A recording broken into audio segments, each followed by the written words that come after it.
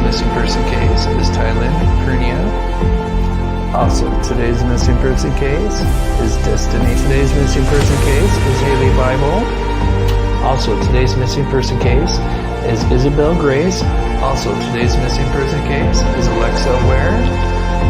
Today's missing person case is Destiny.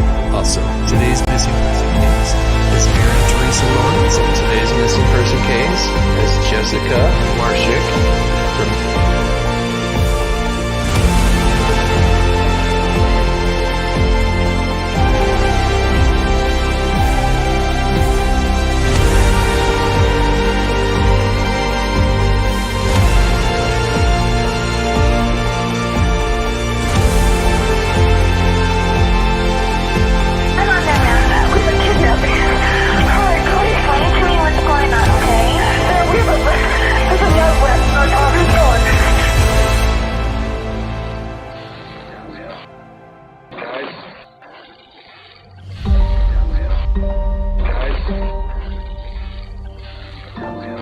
What's up, Mob Crew? I'm Chris, and today's video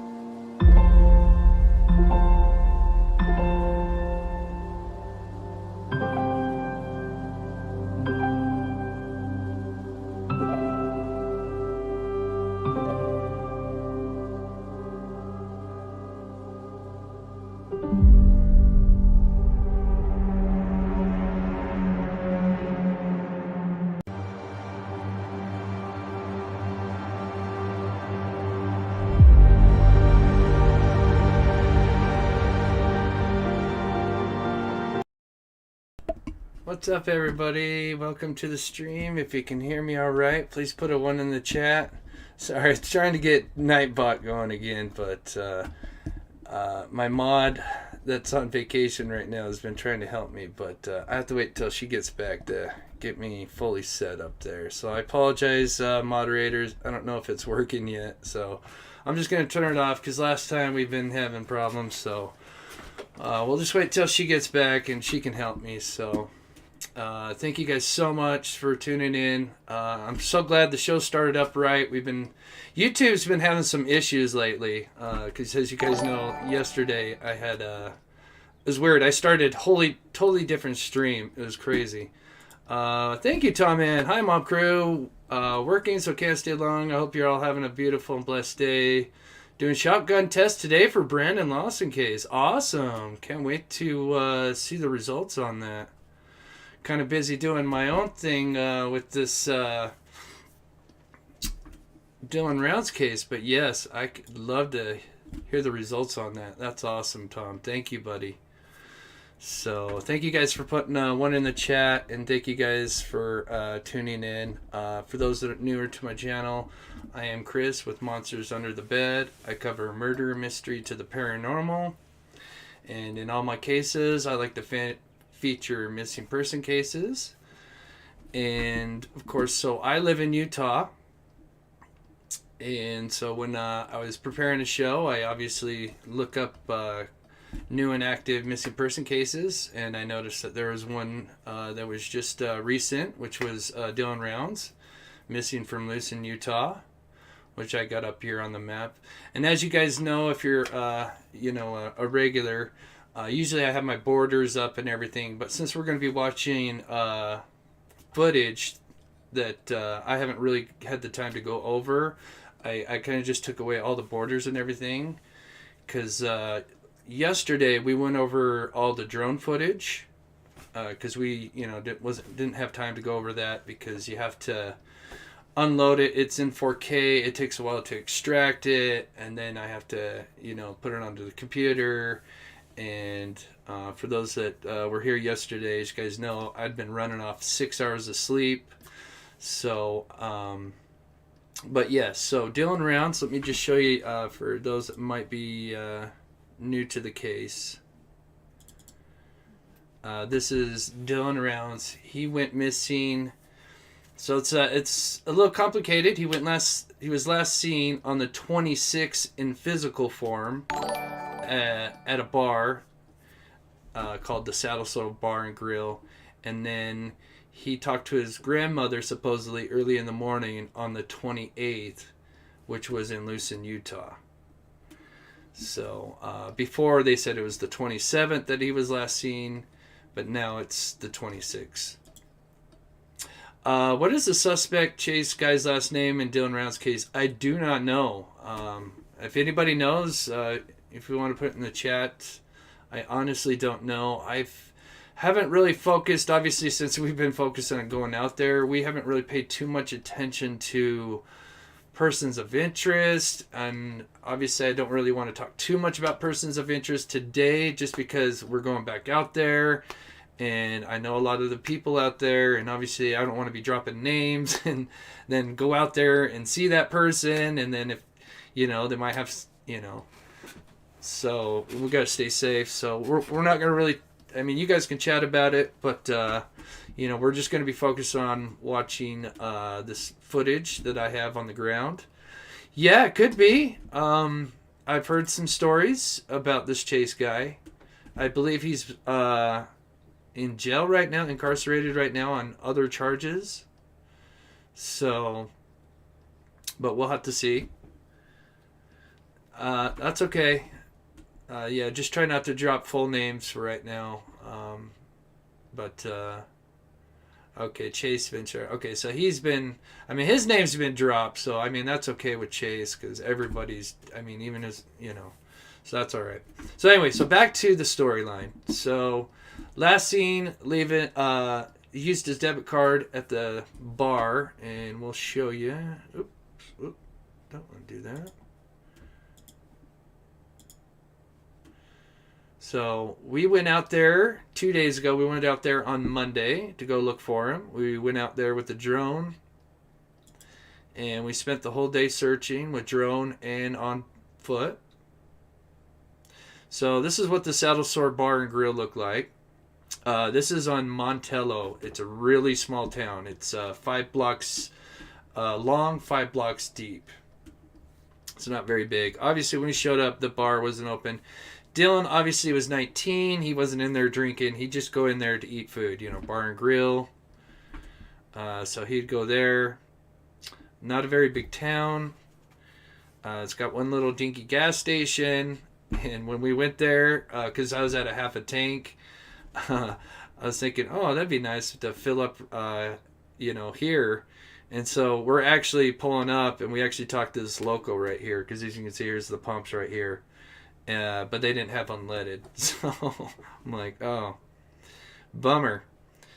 So, and which is crazy because it's, you pump, obviously back in the day you could pump and then go in and pay. They haven't had that for, decades now. But I guess this place is like that. You can just pump and then go in and pay, which is interesting. So we talked to this guy for a minute. I don't know his name. I don't think we just, it was a short conversation. I'm not sure if he is a local. He might have came from Wendover. He might be from Lucin. So, and so I've got, let's see, what was it? 2 locations to show you guys. So this is a wash. And a wash, for those that may not know, it's just kind of like a big ditch where, creeks dry up, it rains, and you get what's called a wash. And whenever it rains, it can kind of change how it is. And so we went through this wash because before we went out there, I talked to Jason Watts. Jason Watts, is the one that led the search team to help look for Brandon Lawson. And they obviously went out there and were successful on the first day. So, and I've interviewed him a couple of times now on my show. Amazing guy. Has read a lot of books. Just a really great guy and a very smart dude. And I thought if there's anybody to get some advice from before going out and doing some searching, it would be Jason Watts.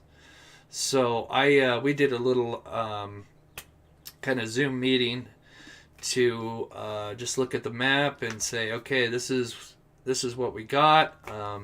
We've kind of got like a 15-mile radius.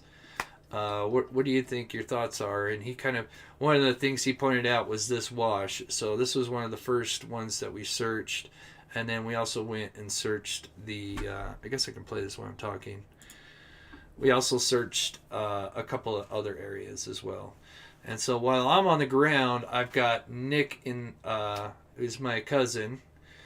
He is flying the drone. Oh, thank you. This is a real true crime channel. Thank you so much. That means a lot. We try to do everything, and if we can go out and help, we will. So, like I said, it was me and my cousin. He's flying the drone, the Phantom 4, and I'm actually in the wash. And so, let me pause this real quick. So one of the reasons why I want to show you guys this is because yesterday we did the drone footage. You know, we kind of had, I called it a watch party. You know, it's not a party, but you know, we're getting together to watch this aerial footage because when Nick's flying that thing, even though he's got a camera and can kind of see what the drone sees, it's just on his phone. It's real small, and so it took forever to extract everything because it's in 4K. And so I thought it'd be great to have a watch party. That way we can watch this footage just because, 2,000 eyes are better than 2 eyes. And then if you guys spot anything suspicious, please put it like a timestamp and I'll go back and look at it. And as a matter of fact, you guys had spotted a couple of things in that video from the aerial footage, which I'm actually, after this live show, I'm going to go and check out. You guys spotted a couple of different things.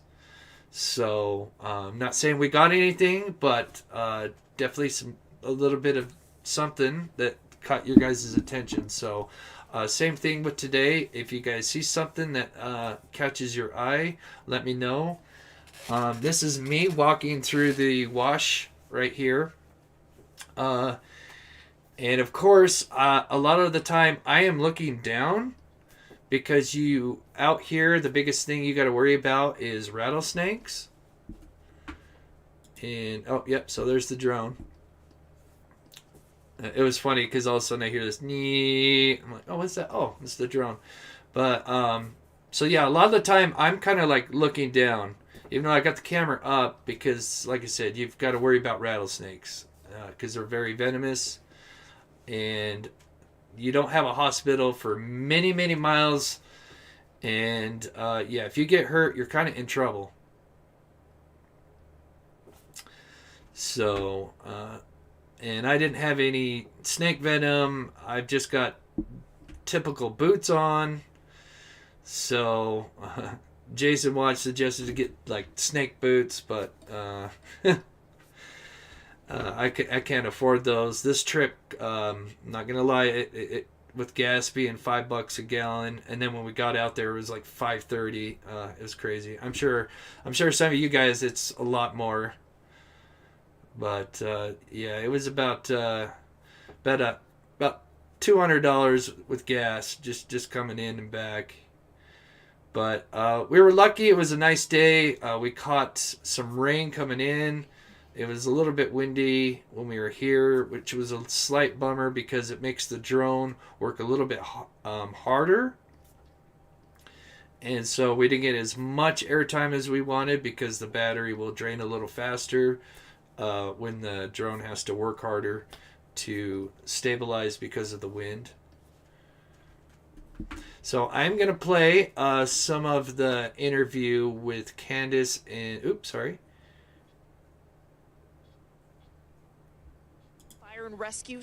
Candace and Nancy Grace here, just so if you guys are kind of newer to the case, you can see. Oh my gosh, 697, that is crazy. Searched the area last week along with helicopters, a plane, and search parties. Let me turn that up a little bit for you. ATVs and horses. They called off the search, Box Elder, because they were 95% sure there's no sign of Dylan out in the 3 by 5 mile area. His boots were found 5 miles west of his camper. I'll never forget the look on Candace's face. And I can only imagine what I looked like when we saw those boots. Each day is agony for his family, who live all the way up in Idaho. They're offering a $20,000 reward to bring Dylan home. I just came back today just to kind of poke around, like, because I can't hardly leave here. That $20,000 is burning a hole in my pocket. I want to spend it today. If you know anything about Dylan's disappearance, his family is begging you to call police. He's 5'10", weighs around 160 pounds, with brown hair and brown eyes. We got to find this boy. This is such a good boy. You don't believe me? Take a listen to Dave Mack, Crime Online. Dylan Rounds has been a farmer since he was a little boy. From the time he could walk, he would try to keep up with his dad and grandpa as they worked outside. Dylan could drive a tractor by himself before most kids his age could ride a bike. When he was 10 years old, Dylan was growing pumpkin patches and sweet corn to sell. Citizens of the Rigby community knew every summer there would be Dylan sweet corn for sale under the county line overpass. Dylan attended Rigby High School and began farming grain a few years ago in the desert town of Lucin, Utah, near the Utah-Nevada border. And you know, a lot of people Dylan's age will get excited about the game that Friday night or something happening in their social. Yeah, and Dylan, go ahead. He never did any of that. He wasn't the football game kid. He didn't socialize in any of that. I mean, Dylan, it worked out perfect for Dylan because he was doing online school so he could farm, and then COVID hit, and he was the right age that he could drop out because he was working. So Dylan, I mean, and yes, his father and I didn't like the fact that he dropped out, but the fact of the matter is there was no stopping the kid. There was no stopping him. There was nothing we could do to stop him from going to farm. That's all he wanted to do. You take a kid who doesn't even know how to play video games in his generation, and that sums it all up. Wow, doesn't know how to play video games. That really does sum it up. Yeah. So with Kirk, like I said, I'm not going to talk too much about you guys can talk about it in the chat. That's fine. But, with Kurt, I heard he's the owner of the bar. And this is the guy that supposedly he called in a hostage situation. And so the reason why they changed the date from the 27th back to the 26th is I believe it's because of Kurt, because they can't trust what he's saying. So, and for those that are wondering, I did check under this because I thought, oh man, that'd be a place to kind of hide. So, back to work. I'll watch you later. Thanks, Tom Man, for your support, buddy. That'll help us get back out there this Saturday because we really want to get back out there. And we'll kind of explain why this search party that we met up at the end, they really want us to come back out there because we have the Phantom 4 drone. That drone can get into places that, others can't. And... was that? Hold on. Let's just go back. What was that?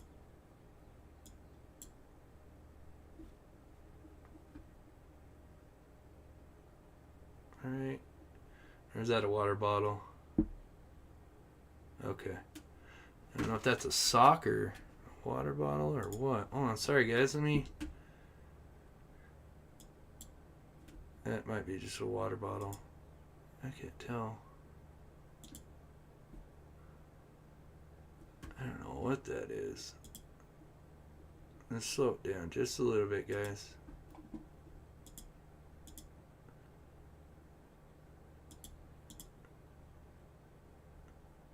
Man, there's not a lot of trash, but there's a little bit, just a titch. So yeah, that might be just what that is. But they only found his boots, so you've got socks. I'm assuming he had socks. I'm assuming he was wearing jeans. So, you'd be looking for that. Obviously we want to hope for the best, but at the same time, expectations. And if, let's just say, it was foul play and there was a homicide and it was early on and it's been a couple weeks, sadly, it would probably be bones. From what I was talking with Jason, he kind of, knows a lot about that. And so at that point, you're kind of looking for clothing and bones, if that's, the scenario. I don't think that way, but, like I said, you have to kind of, and this is, like I said, this is the first time ever doing this for me, and I'll go back and, I'll keep playing some more of that interview. But this is the first time being out there, and I don't know if anybody's been on a search party, but I can tell you it's crazy. It's an adrenaline rush for sure, because your mind, your subconscious already knows that you might find something, and so it's you get this, you have this adrenaline going.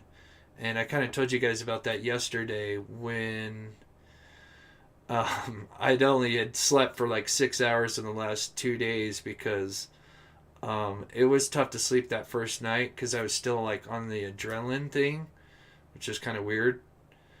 So yeah, I literally slept probably like 12 hours yesterday, and my back is just killing me. And we'll go into why a little later, but so. What would make Dylan Rounds happy? This teen boy? Take a listen to Dave Mack, crimeonline.com. Dylan lives by himself in a camper trailer on a remote piece of land in Lucin. Family members last heard from him when he called his grandmother the morning of Saturday, May 28th. Dylan had been busy getting his crops in and was really excited about recent rain, but a little down because the rain prevented him from getting all of the planting done. With the rain putting a damper on his farming activity, Dylan drove 30 miles to the town of Montello, Nevada, where he was seen on Memorial Day weekend. When family members realized Dylan had not been in contact since he spoke to his grandmother, they began trying to get in touch with him. Failing that, the family went to the farm and immediately called law enforcement for help. Joining me right now, special guest Nate Eaton, our friend and colleague and news director of EastIdahoNews.com. You can find him on Twitter at Nate News Now. Nate, start at the beginning. Don't leave anything out. Well, as Candace said, this all started when Dylan spoke with his grandmother that Saturday morning. He said, "I gotta get off the phone so that I can get this seed in." And then by Monday morning, when the family had not heard anything from him, they drove to the farm. What's interesting is when I spoke with Candace the other day, Nancy, Dylan's pickup truck was still there, but it appeared as if it had been pressure washed. It was clean, but it had been raining and it was muddy in that area. So somehow that truck got clean and was left there right outside of Dylan's camper where he was sleeping. I don't like that And there was at no all. track. And Candace Cooley, I hear you jumping in. Guys, this is Dylan's mother, and we are begging you for help finding Dylan. She's saying that the truck looked pressure washed, and I just heard Candace say that there were no tracks, and you'd think there would have been since it had been raining. But also tell me about the seat position. A lot of you may remember the Tara Grinstead case, this gorgeous teacher down in South Georgia who goes missing. Well, Okay, we'll save that. Thank you, Sandra. Yeah, if you guys send, let me get my phone ready too so I can shout you guys out if you send me a Vimeo. Sometimes I get the notifications, sometimes I don't. Oh, yeah, I just got it. Yes, thank you so much, Sandra. You guys are amazing. And thank you, Sandra. That'll help us get us back out there. And we'll kind of go more into that in a minute because I'll show you guys who we met up with at the end here. Okay. So I think there's about 5 more minutes of the wash bed, and then I go to the water hole, which is very interesting. So actually, and then there's another wash, which is it's a short video. We were just checking it out. It was kind of really deep, kind of sketchy, so I didn't want to press my luck in that one. So we kind of dipped out of there, but that's something we want to go back to. But you'll see a little bit of it here in just a minute.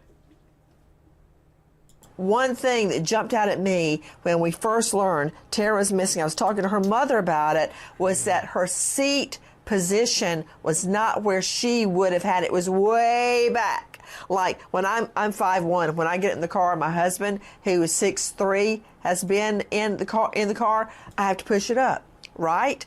Same thing here, right, Candace Cooley? Yes, exact same thing. And I am 4'11", and Dylan is between 5'10" and 5'11", and he is all legs. His seat is all the way back. His steering wheel is up, and I could drive it. I could have comfortably drove it without moving the seat. So that's not right at all. No. And there were no tracks behind the pickup. It was muddy. When myself and my husband, Justin, his father, and our daughter, Brooklyn, pulled in, we left tracks on Monday still. That's interesting. Right there. It could be nothing. Just start looking. Like I said, what I'd be doing, guys, just to kind of show you, I'm kind of filming. Yeah, I'm looking, but a lot of times I'm doing this. Like, I would say most of the time I'm doing this. Because I have to watch where I'm walking. So I'll be filming stuff and I have no idea what I filmed. That's kind of one of the reasons why we're going through this, because I don't know exactly what I've got and I don't. If that pickup would have moved Saturday, there would have been tracks. Also, there's no footprint anywhere around that camper. And we were told the two gentlemen that worked with Dylan were, well, the one. If you see something, guys, yeah, just put a timestamp and I'll go back, like I said. Dylan, sorry. walked around the pickup, walked around for those that are just coming in. If you spot something, especially on the replay, just kind of put a time, because you can usually just see where the, video's at and the time. Just put the time. Doesn't have to be exact. And I'll go back and say, just kind of let me know what you're, like you just said, a white blob. And we'll go back and look at it. So this was just my phone. I wish we could get a GoPro. That would be probably ideal. But so I just had my phone and I had it up on a, kind of like a selfie stick with the stabilizer on it. It wasn't the best stabilizer. They got better ones for this kind of thing. But, we're just barely upcoming YouTubers, so. Camper tried to, what's going on? Why didn't they leave footprints? We were leaving footprints on Monday. Kirk Nurmi joining me, as you know him, renowned defense attorney, cast member, Radical Body Transformation Season 3, Amazon Prime, and author of Trapped with Miss Arias. You will remember him from defending Jodi Arias. Kirk Nurmi, I'm not holding that against you. Isn't it true, Kirk Nurmi, how one detail, like we're talking about his truck, you can learn so much from one piece of evidence, Kirk Nurmi? Yeah, Nancy, when I think about this truck and the possible pressure washing and the movement of the seat, I wonder about how far it traveled. Did somebody have to buy gas in order to get this vehicle around? How many gas stations are there in town? Have they been looked at? There's only one. Have these workers been questioned? So there's not too many people in this circle, This is... Yeah, so to speak on the gas station. So that gas station I showed you guys in Montello, that's the only gas station. And then I'm not sure about north. But south, you would have the Wendover Sinclair. Is it Sinclair or is it a Pilot? It's either a Sinclair or a Pilot. It would be the closest gas station south. And east is military, so there's nothing east for a long ways. And maybe, I'm sure there's something north, but I'm not sure how far.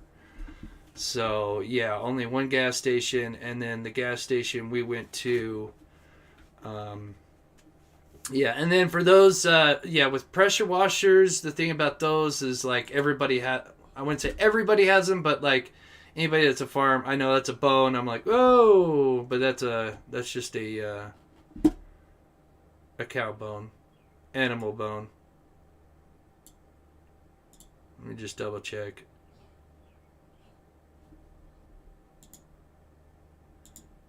I can't pause it. What the hell?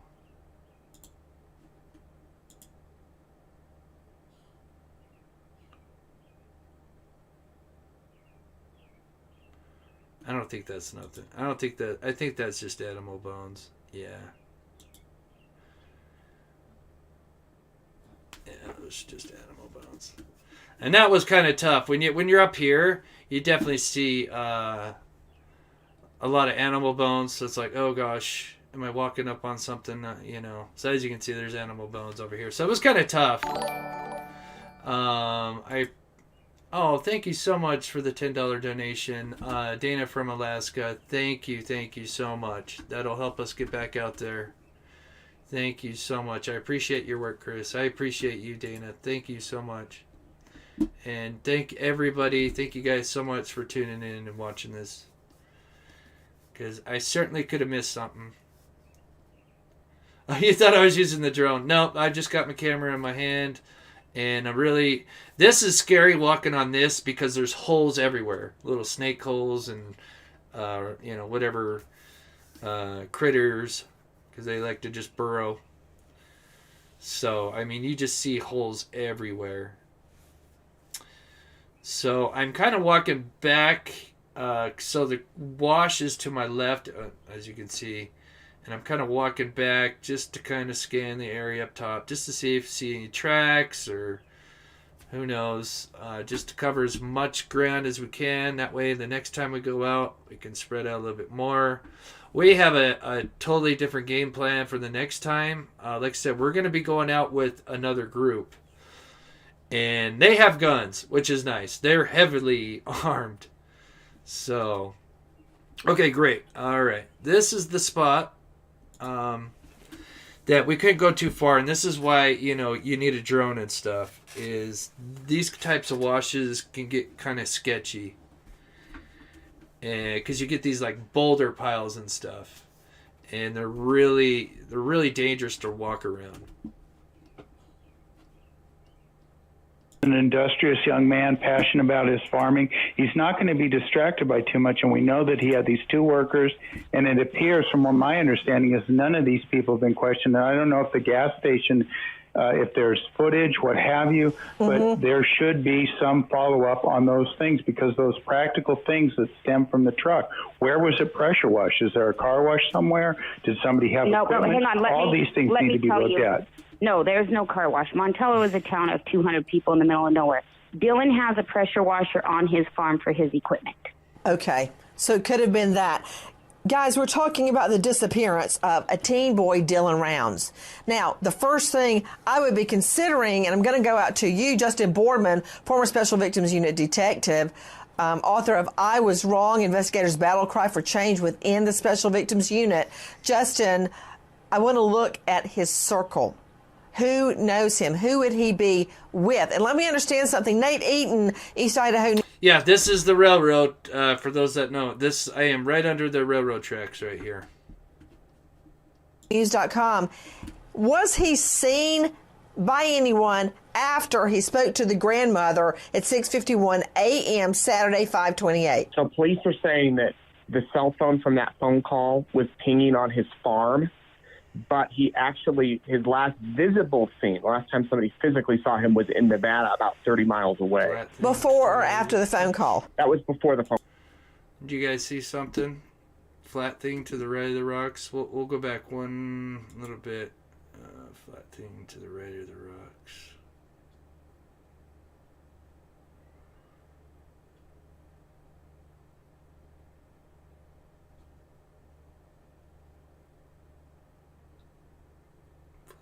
To the right of the rocks.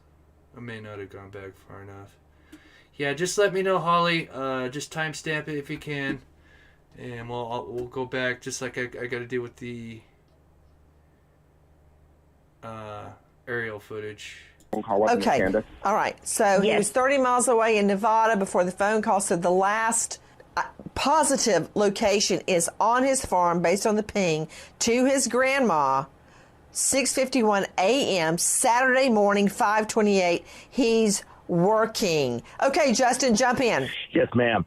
So, one of the things that I certainly would have focused on would have been some of the forensics, of course, swabbing the gear for the seat, right?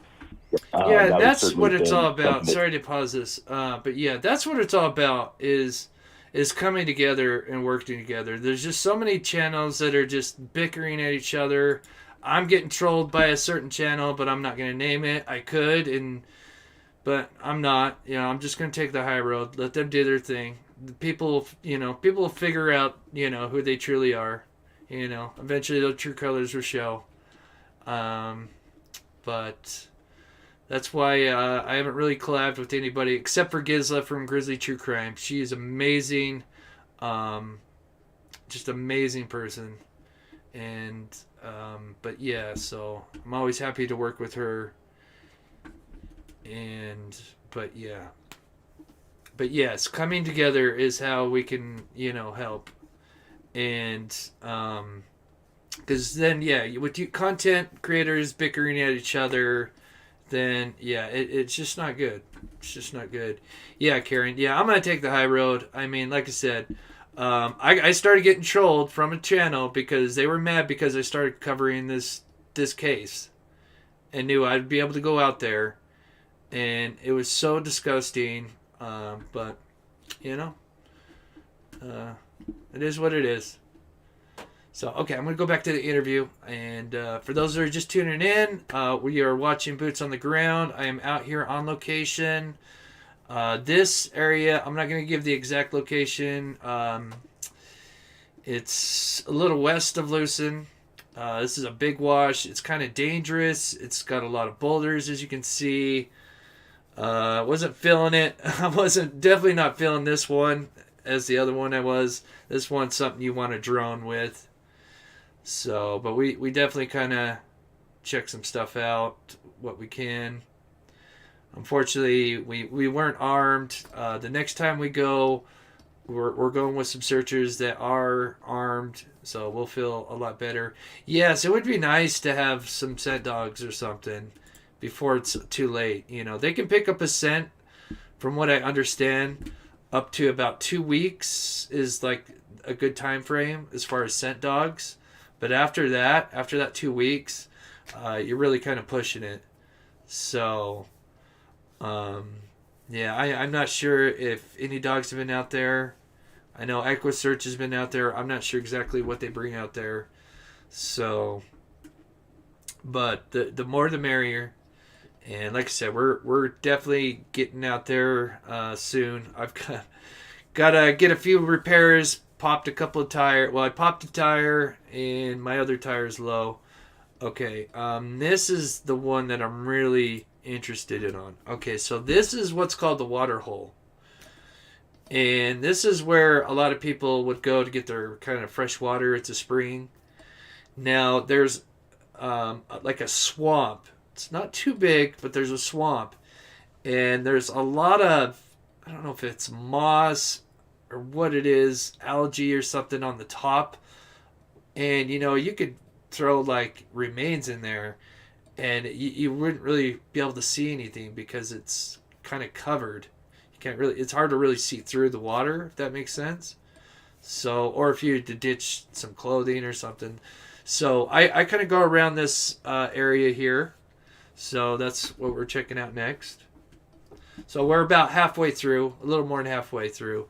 Now, usually I do pet time and a donation dance. We're not doing that today, but we will get back into that, on the regular show. But with this, I just want the footage. So that way people can go back and look at it, help us point anything out that looks suspicious. I can zoom in and look at it. So that's just kind of the point of today's show.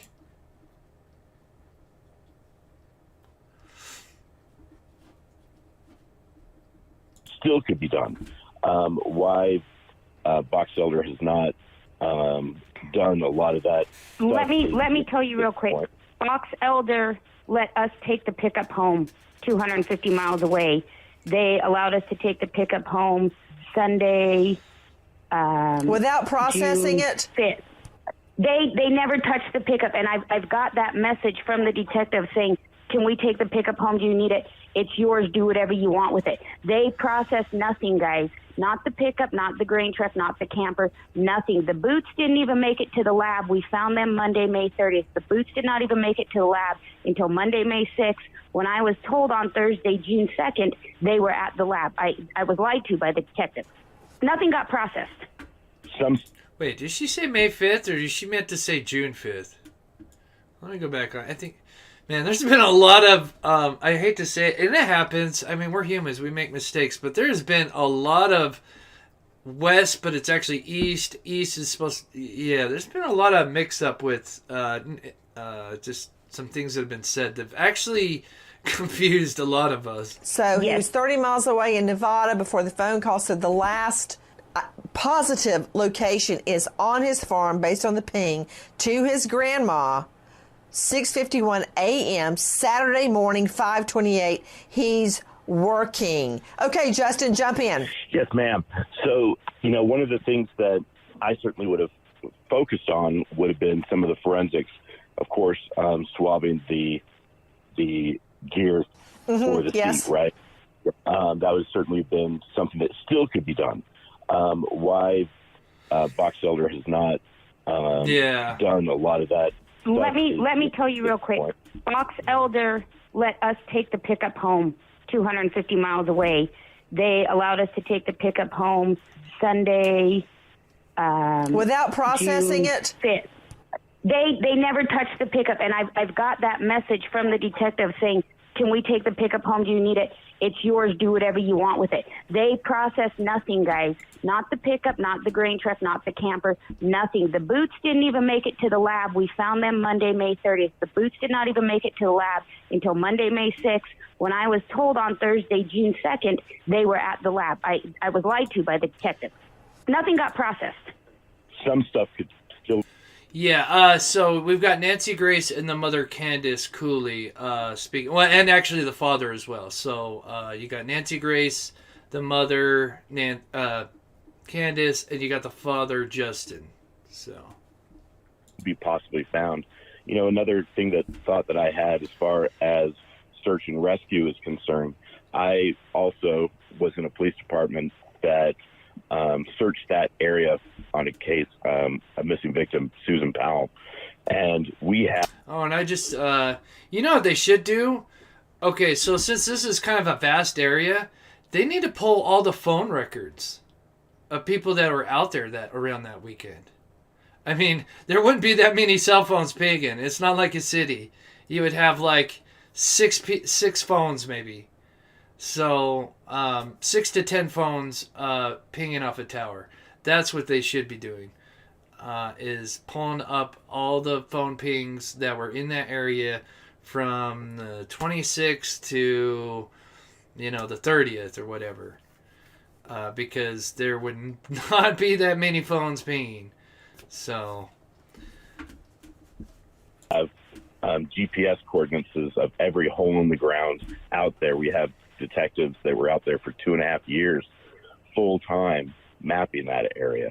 And so they would have, and since that's an open case now, you should be able to get that information for search and rescue as well. Okay, before I play a little more, let me tell you, I was freaked out, okay? Because I wasn't with Nick. Nick was in the area, probably about 2 football fields away. So we weren't like next to each other. I'm all alone out here at this watering hole. He's flying a drone in another way because we're just trying to cover as much area as we can because it's so vast. And, we're dealing with trees, so you really can't fly around the trees. I mean, you can up above, but there's a lot of stuff that could be hidden in here. You've got all these logs that you could toss a sock, clothing. So it was kind of sketchy. And then, of course, I come up onto... at the time, I didn't know it was a root cellar. I thought it was a mine shaft or something. So... And, yeah, I probably did. I probably did need to bring a extra pair. It can be done. I don't care if it's rained. I have had accelerant dogs find accelerant underwater. Okay, so I would not rule out using a tracker dog now, Kirk Nurmi, because I've seen it done. No, I wouldn't rule out anything at all. Going back to what was said about the pickup truck, I'd be trying to pull everything I could off that pickup truck and using the dogs as best I could because it's worth a shot. Every effort should be extended, no matter how improbable. Yes, and speaking of the search from an unlikely source, the Diesel brothers, I'm sure you've seen them on Discovery, have joined the search for Dylan. Listen. It's kind of with your guys' eyes in the sky, you know, Yeah. watch freshly turned up dirt. I mean, you guys know what to look for. Just any disturbance that shouldn't be there. This desert's pretty much all the same. So Yeah. So that way we'll find Yep. basically just a trailer. a cam trailer, you'll see the pivot, his pickup. There's all kinds of equipment. Yeah. So I'm going to tell you guys right now, okay, see, what you guys see is what I see.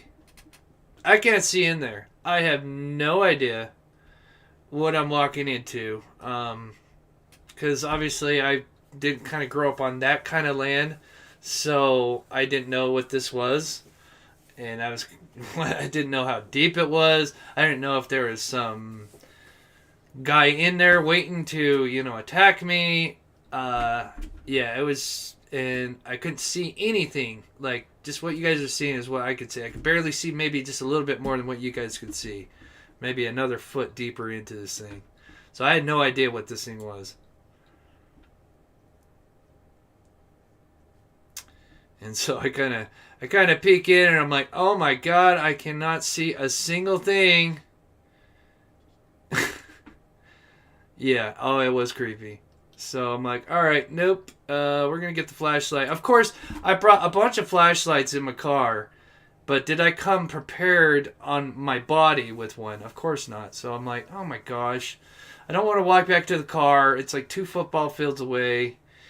And so I'm like, all right, I'm just going to have to bust out the cell phone flashlight and just pray for the best.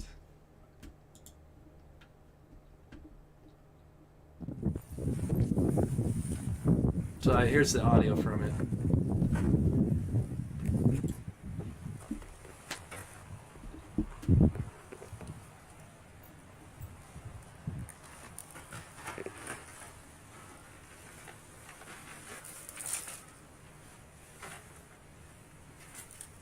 Yeah, I'm surprised you can't hear my heart beating.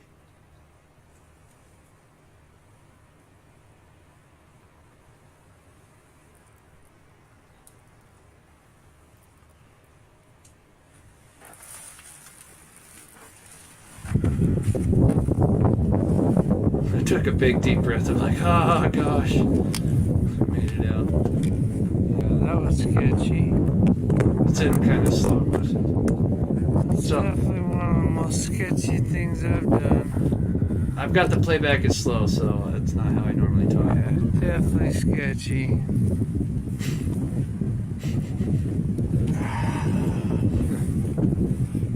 It's crazy. So anyway, so now I'm going to get another view of this pond here, this water thing here. Thank you so much, Nadia, for your gas money. Thank you so much, Nadia. Thank you. That will help us. As I said, we want to do all we can to go out and help the family. You can't, yeah, it's all of his stuff's out there.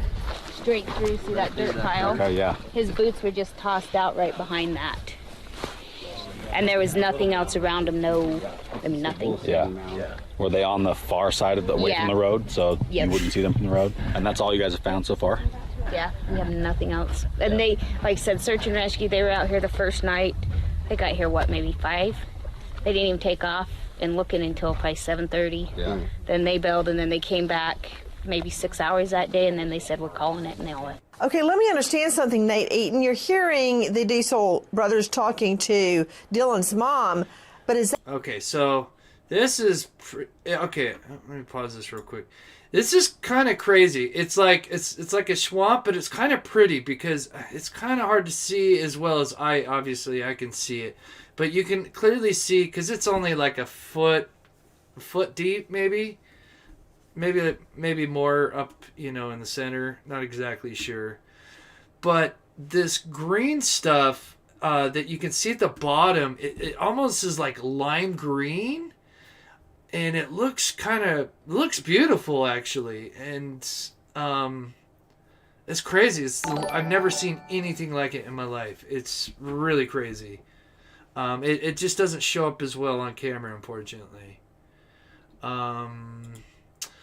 Nerlin, thank you for gas money for Saturday. Thank you for going out again. Thank you so much for the $30. Thank you so much, sweetheart. So yeah, very pretty. Yes, thank you. See if I can pause it. It's weird. It showed up like lime green. It was really this kind of stuff right here. It had such a unique color to it, almost like neon green. I would say neon. It was really crazy.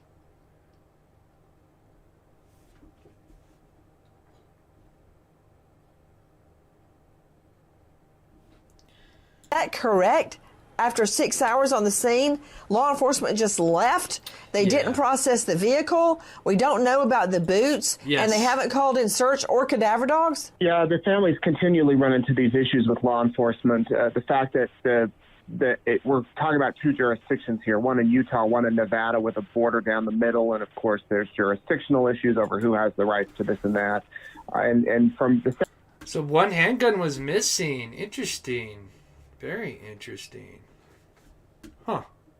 Heard all the rest, but yeah, I don't think I heard about the handgun. Sounds of it, Candace, it sounds like you're getting help from the Nevada side, but the Utah side, where Dylan actually lived, where this camper was, where the boots were found, where the truck was, where all of his property was, it sounds like they're just hitting wall after wall. Correct. So Utah has told me multiple times that Nevada will do what Nevada's good. If Nevada wants to come, like, basically we're not reaching out to Nevada. What I since found out is I met on Friday. Okay. Oh. I sat with some Nevada detectives, the sergeant. Okay, I'm sorry, but you can almost see it. Let me go back just a little bit. If you look out, I wish it would have picked up on camera a little better. Plus, I do want to, because like I said, somebody could easily throw something in here. Maybe not a body, because yeah, like I said, somebody said it was floating. See how? Oh gosh, it's kind of tough to see, but man, it was something I've never seen before in my life. It's so, like, yeah, it's so ugly but pretty. Like I said, you see this stuff through the water. But yeah, it makes me wonder, because like I said, you could clearly just toss a gun and you know, in here, something weighted that wouldn't float, and you know, with all this stuff at the top, you would never know unless someone just had dug through it. So...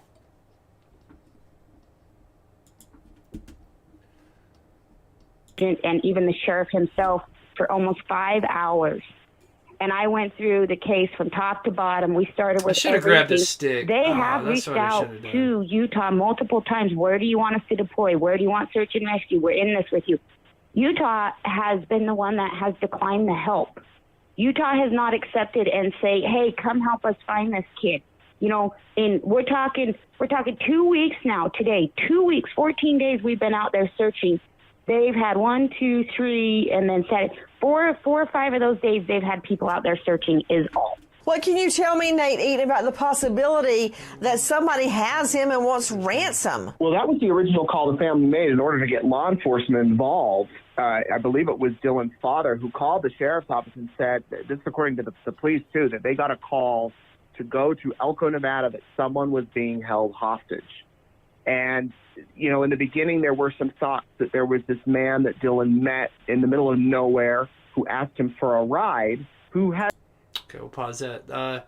So, yeah, the swamp is not too far. It's not too far from where he parks his grain truck. I would say 3 miles. I'd have to pull up the map. I'll show you the map. I'll show you the water hole because that's a known location. But as far as where we're searching, we're going to try to kind of keep that under wraps from this stuff now, per the family. So has a suspicious criminal background. There was some finger pointing that maybe this guy might know something, but Candace has actually spoken with this man. He's in custody in Utah in a facility, and they believe that he probably doesn't have anything to do with Dylan's disappearance. But fingers were pointed at him, from the beginning. Sounds like that's not so much anymore. Okay, what can you tell me about the ransom call to Candace? It was not a ransom call. This is what happened. One of the local citizens of Montello called me on Tuesday, the second day in the search, and said they are holding Dylan hostage and basically he might still be alive or not. And they give us a specific location. And so that is when Justin called So I talked to this guy 3 times. So we all hauled butt into Montello, not Elko. It was in Montello. So Justin calls Utah detectives, and they say, well, that's in Nevada. It's not us. You need to call Nevada. So Justin told them, if you don't get somebody out here, I'm going to take it into my own hands. So detective from Utah called Nevada. I called 911 into Elko. I tell them what's going on. So Elko sends out 6 deputies.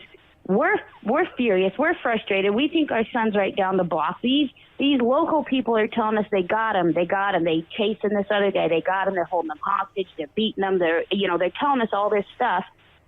But what Elko did not know when I called in is that my son was missing because Utah never told them. I mean, yeah, that's going to be so frustrating because, yeah, they're dealing with 2 different counties, and just the mess they've got to deal with Box Elder and Elko. It sounds like the worst, your worst nightmare.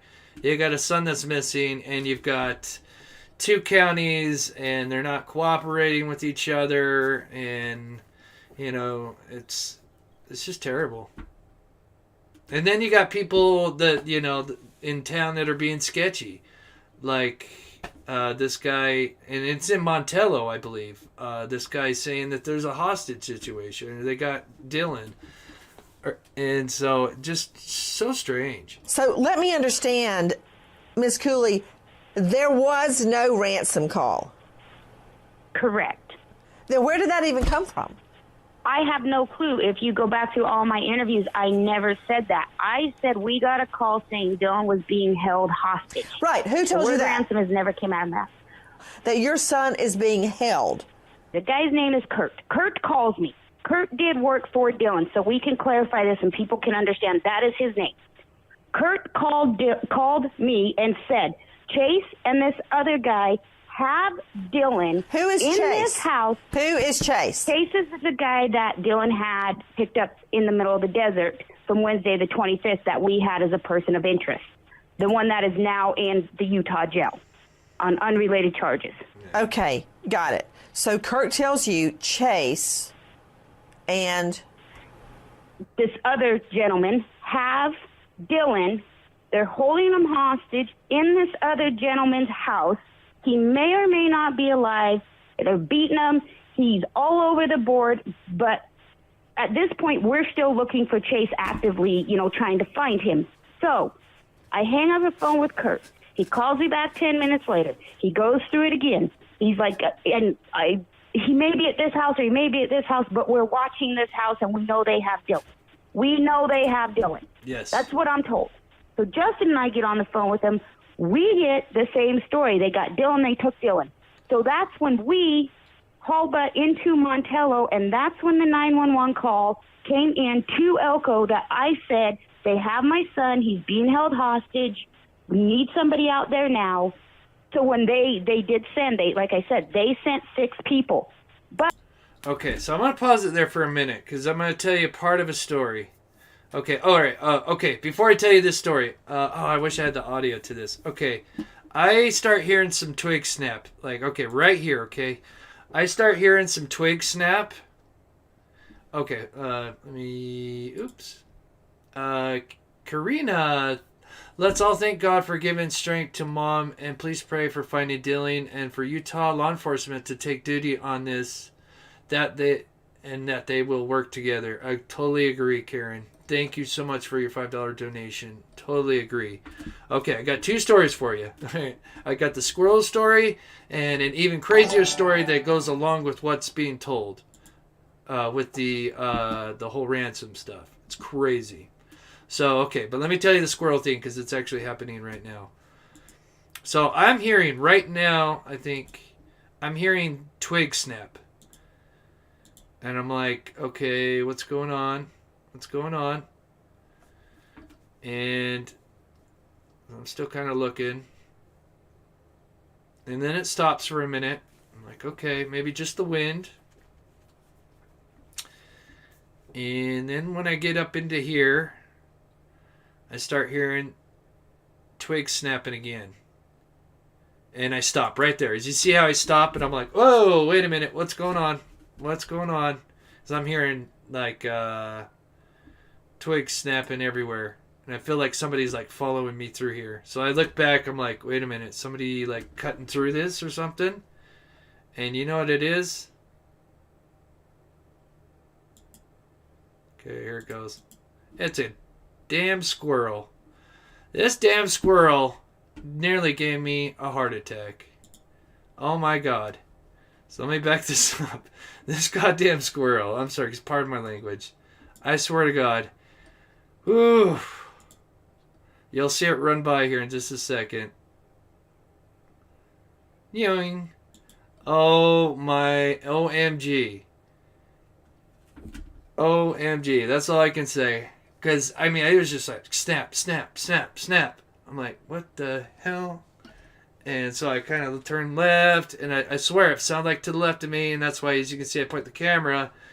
And then I see some flash of a movement, and I'm like, oh, shit. And then I see the squirrel, and I'm like, oh, God. Yeah, so the squirrel did it for me. You guys want to see that one more time, and then we're almost done, and then I'm going to tell you a crazy story to go along with the story that you just heard on the thing. So, and you see, here comes the squirrel. Yoing. So, that squirrel's lucky. Lucky I didn't have a gun, because, my God. Whew. Yeah. So, alright, so this is about over. Oh, okay, this is just some extra footage I found of the drone. Oh, I know I wanted to play this. Oh, this will lead in right into my story. Okay, so like I said, this was our last location that we were filming and looking for Dylan. And as you're going to see here in just a minute, it's going to kind of... So Nick is kind of calling in the drone right now. And as he's doing that, I'm actually coming back from what the film you just saw. I'm coming back from the squirrel situation. So I'm still recovering from that damn squirrel as I'm coming back. I see these guys driving up from long ways out. It looks like Mad Max because you got the one guy on a dirt bike in front, 2 trucks and a trailer, but the guy on the dirt bike's in front, so he's driving along off the road and stuff, and it looks just like Mad Max. And I'm like, oh my gosh, are these the guys that like shot at these kids that we heard about earlier? And anyway, no, they show up. They're the nicest people. They're friends of Justin, the father. They work construction. They're from Idaho. And so anyway, obviously they saw us. And so we got to talking. And so we each kind of shared some stories. They shared some very interesting stories. This is what the watering hole looks like from aerial view. If you're just wondering, this is where I was filming. The root cellar's kind of over here. So, but these guys got an ATV. They've got more equipment, but they just... so apparently they're going to bring down more equipment. These are the guys that we're going to try to go out this Saturday with. They've got a side-by-side, and they would really love us to come out there with the drone, because obviously with the drone you can get into places people can't.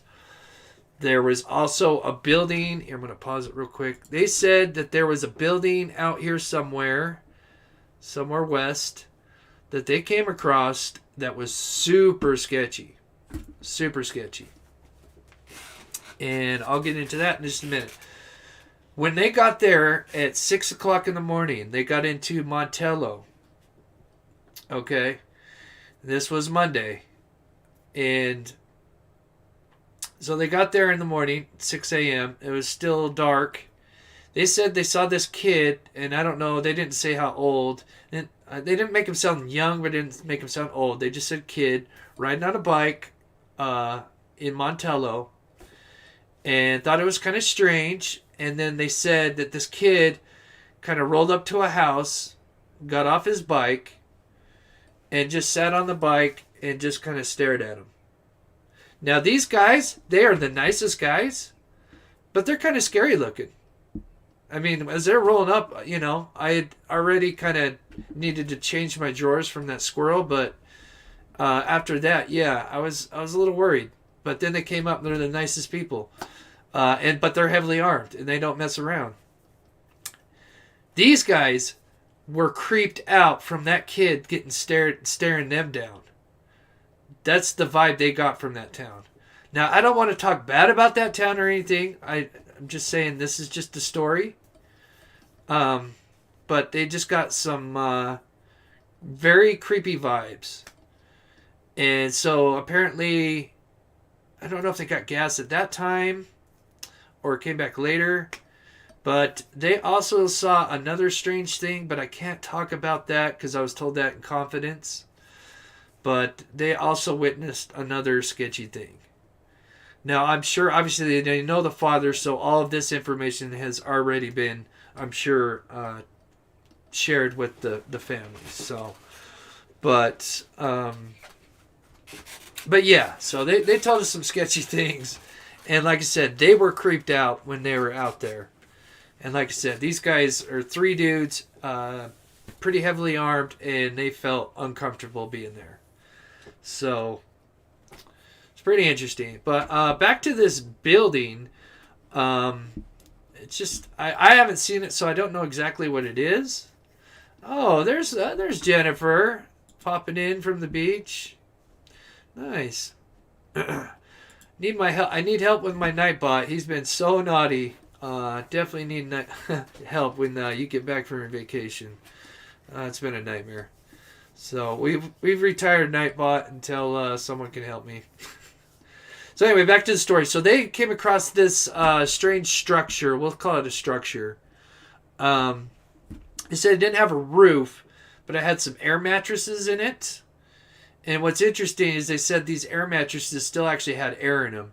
So if you guys don't know, air mattresses, they usually don't hold air for that long. And they also found some sleeping bags.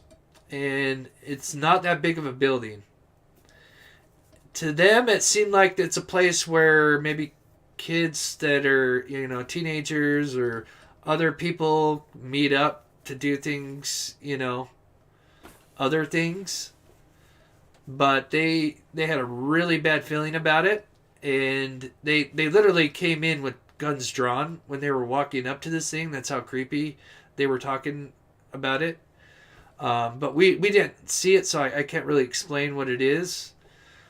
But they said that it didn't have a ceiling, so they're like, man, we would love for you to come out and take the drone and fly it and come into there. So, but anyway, so yeah, we talked to them for a little bit. Like I said, they're friends of the family. They know the father pretty well. They're from Idaho. They have a construction business. And like I said, they're really nice guys. But they shared some very interesting info. And definitely, like I said, when we go back out there, I think, we have some new areas planned out that we want to do for sure. And yeah, thank you, Jennifer. Yeah, I'll fix him. Yeah, he's been kind of naughty. Yeah. Well, we'll get it figured out. So let me finish playing this real quick. Let me finish that story. Let me go back on it just a little bit. Wednesday, the 25th, that we had as a person of interest. The one that is now in the Utah jail on unrelated charges. Okay, got it. So Kirk tells you Chase and this other gentleman have Dylan. They're holding him hostage in this other gentleman's house. He may or may not be alive. They're beating him. He's all over the board. But at this point, we're still looking for Chase actively, trying to find him. So I hang up the phone with Kurt. He calls me back 10 minutes later. He goes through it again. He's like, he may be at this house or he may be at this house, but we're watching this house and we know they have Dylan. We know they have Dylan. That's what I'm told. So Justin and I get on the phone with them. We get the same story. They got Dylan, they took Dylan. So that's when we hauled into Montello, and that's when the 911 call came in to Elko that I said, they have my son. He's being held hostage. We need somebody out there now. So when they did send, like I said, they sent 6 people. But when they got there and they went to this other person's house, Chase was nowhere around. The other person, the other gentleman, allowed them to search the vehicles, the house, the property, the sheds, absolutely everything. There was nothing. Kurt lied to us. Why? I don't know. That's a really good question. Okay, stop right there. Right there. Deputy Chief, Manatee County Search and Rescue, John Elwood, right there. That's the problem. Why would you call a missing kid's mom and say your son's being held over here when he's not? Right there. Why? That's who we need to key in on.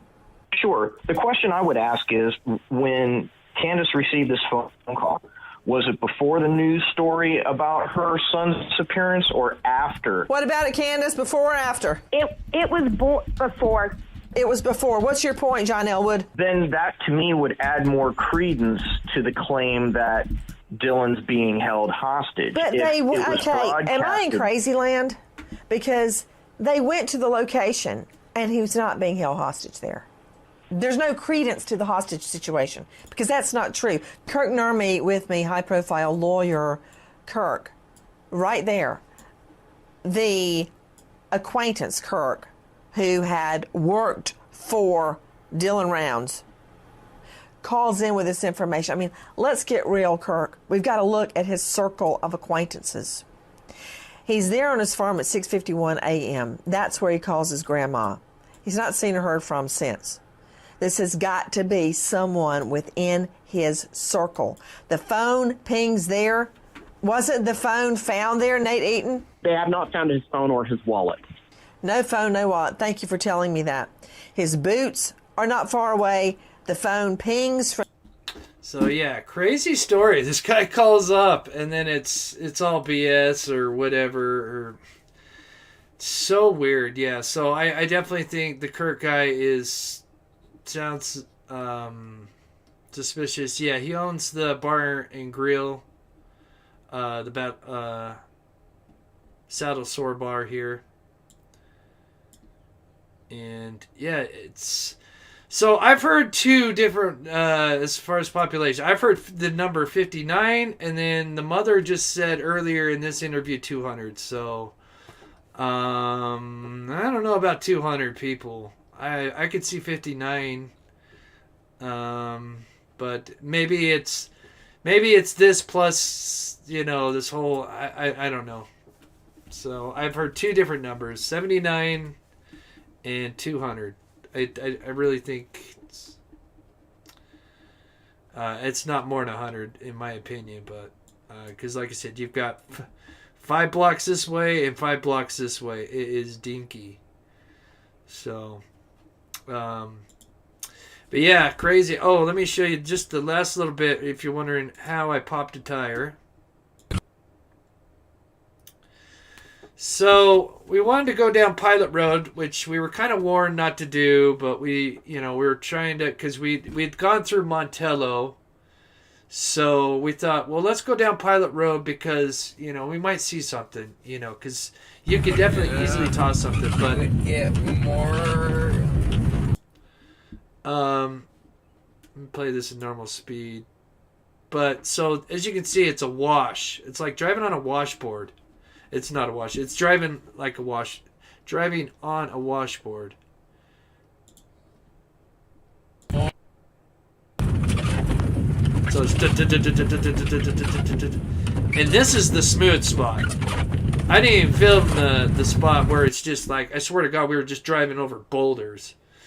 And so anyway, I pinched a nerve in my back, and I think I did it with this drive here. But yeah, we ended up obviously popping a tire, and so that was no fun. And then if you guys, anybody know what goatweed is? Goatweed is the worst, and it's all over in this area. It's got all these little thorns on it. They're the worst, and they've got seeds in them. So I swear to God, that's how they spread, is they get stuck in things, and then you take you with them, and then if they get out in a certain location, they'll start growing, and you cannot get rid of these things. You can take gasoline to it. You cannot get rid of goat weed. And I think it has even like toxin in it. I'm not sure, but it's pretty crazy.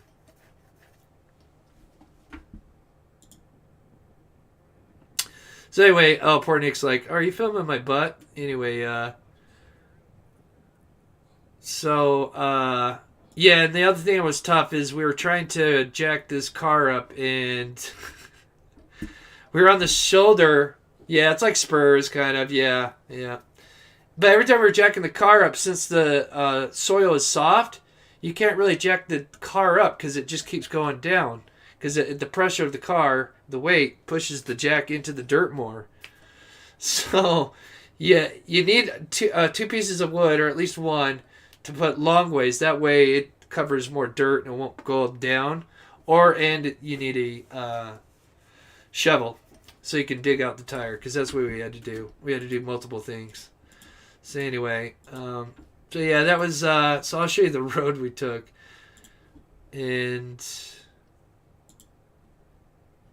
so when we came in through Montello. We took this 233 here. And then we looped in on the 30. Let me back it up here. So here's Lucin. And there's a road. So yeah, then we came in through here. Came in through there. And we drove straight down. Now, his little place is right here. Let's see. Yeah, oh, right here. Excuse me. Right here. We drove down this. This is Pilot Road.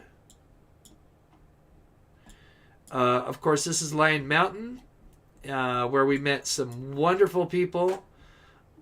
Gave us some great advice and some inside information. Wonderful people. And then when we left, we went down Pilot Road, which I should have just went back and around. But we thought, let's take a look. But I did not know that this whole entire way, and it doesn't look that long. I mean, it does.